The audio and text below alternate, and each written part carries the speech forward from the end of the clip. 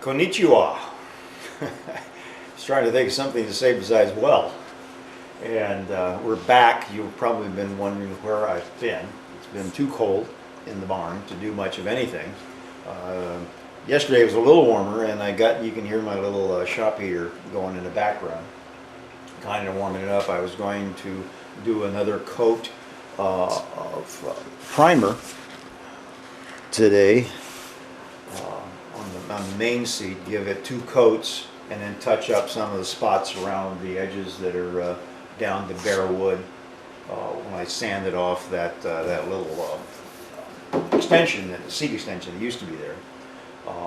But I did get 1 coat of System 3's marine spar varnish on yesterday, and it's warm enough it should in here, and I'll leave the heater going that I can go ahead and give it another coat. There's 24 hours between coats to get a nice chemical-to-chemical bond without having to do any sanding. So I guess that'll be the next thing I've got. I've been working on, let me get that light out of the way one. I've just finished up and posted the plans to the 14-foot John Duck, which is like a John boat, but I call it John, John Duck, down at Chuck Duckworks.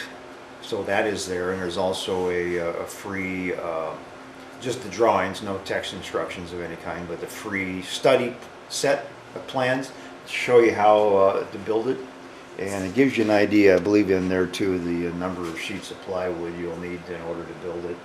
And I just started working on a 12-foot, it's kind of like a 12-foot nuthatch pram, but it's got a V-bow, kind of like this, pointy bow on it. It's a nice looking little boat too.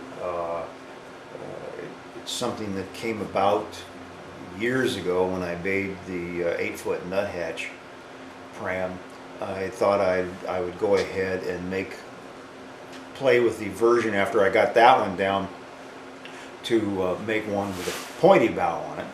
And so I did, and it just kind of sat around for a long time, and then I finally bumped it up to a 12-footer. Well, it wasn't even, somewhere like 11 feet. So then I bumped it up to 12 feet. So you'll use a full sheet of plywood and 1/2 a sheet of plywood, and then a pacing joint end to end instead of either, my normal finger joint or a regular bevel joint. So,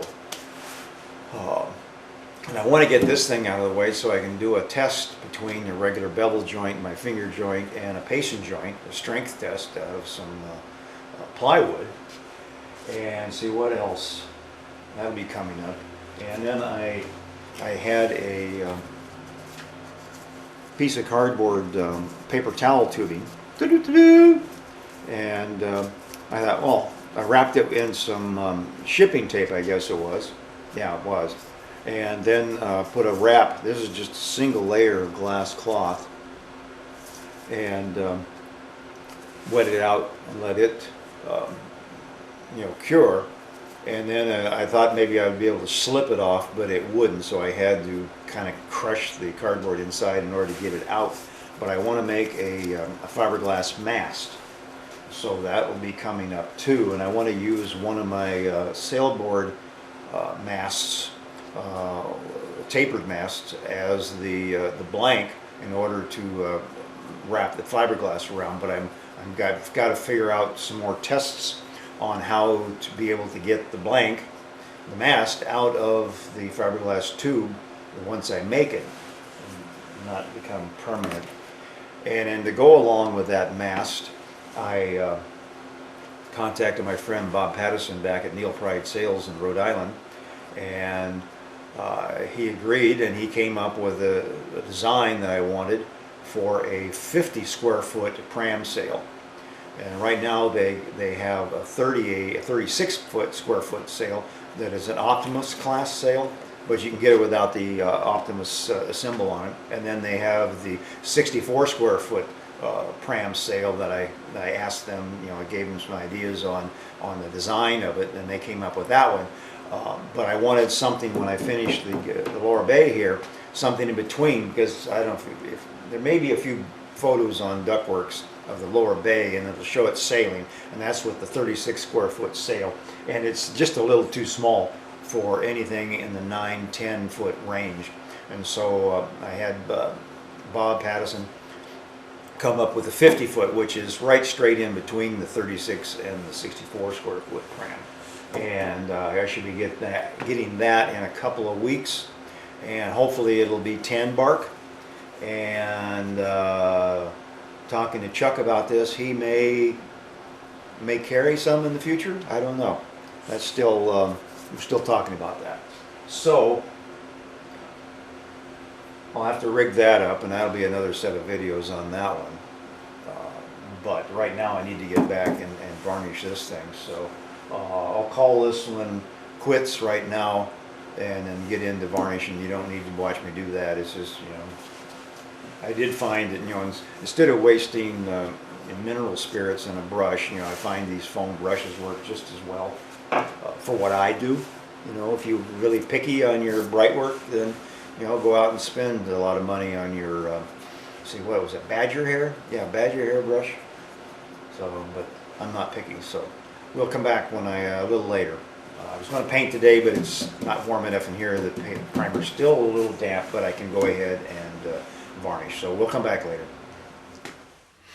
Welcome back. It's a new day. I've got 3 coats of System 3's Marine Spar varnish on the rails. Satin.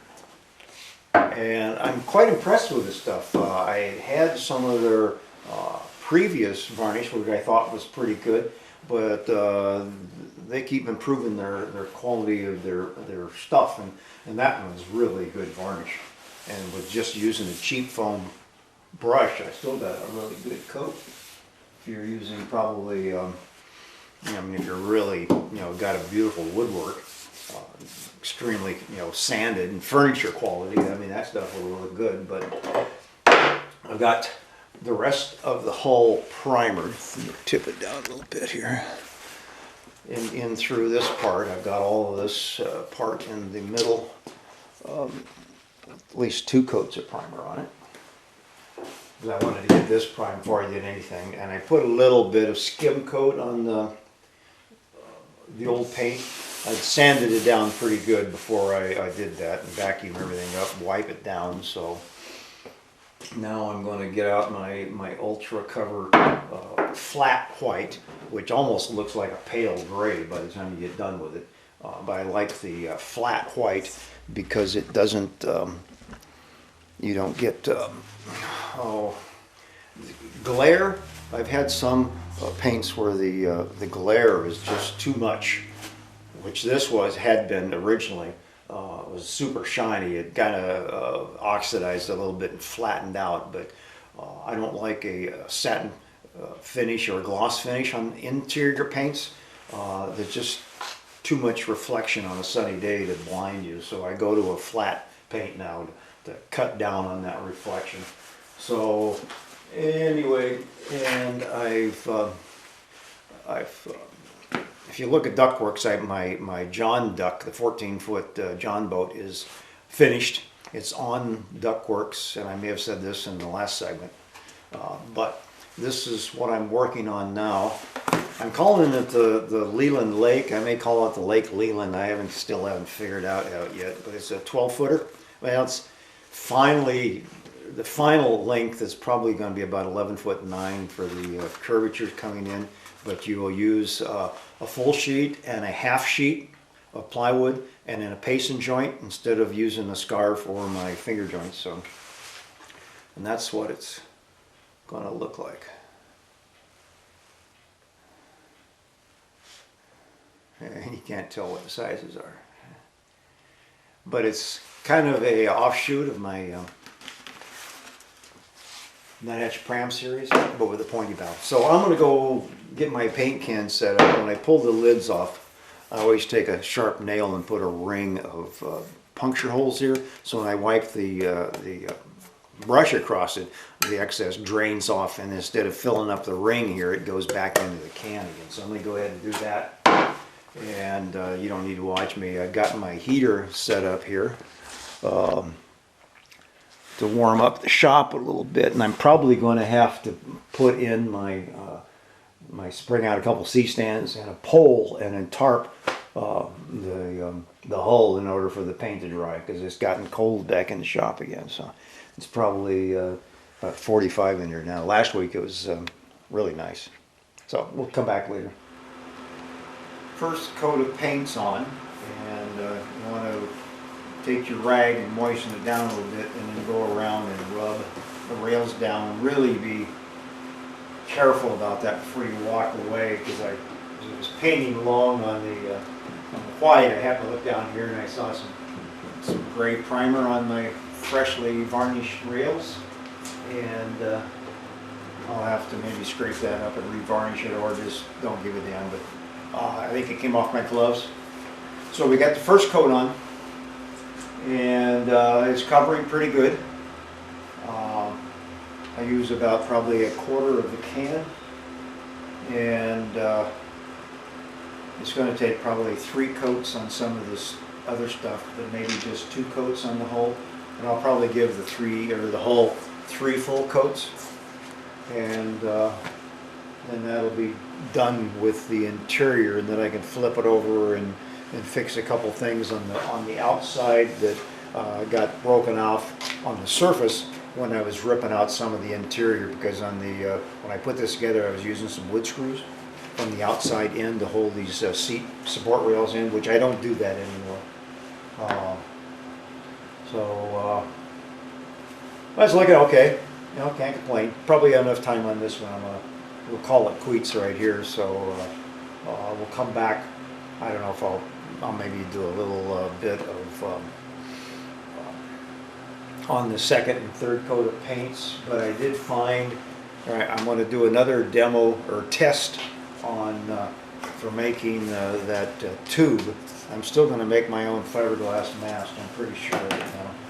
And I think on my walk I just come across I've got to try it out first, some way to 100% guarantee that the fiberglass mast tube will slide off the sailboard mast mandrel I'm going to use to lay it up on. So we'll come back later. So I'll see you guys later, and I'm sorry for the long delay on making this. I don't know what I'm going to do after we get done working on this, but I do have that new sail coming. It'll be probably next week when I get it in. I can show you some, take it out of the bag and show it to you. But then I've got to make the mast and the boom and the gaff pole for it. So we'll see you then.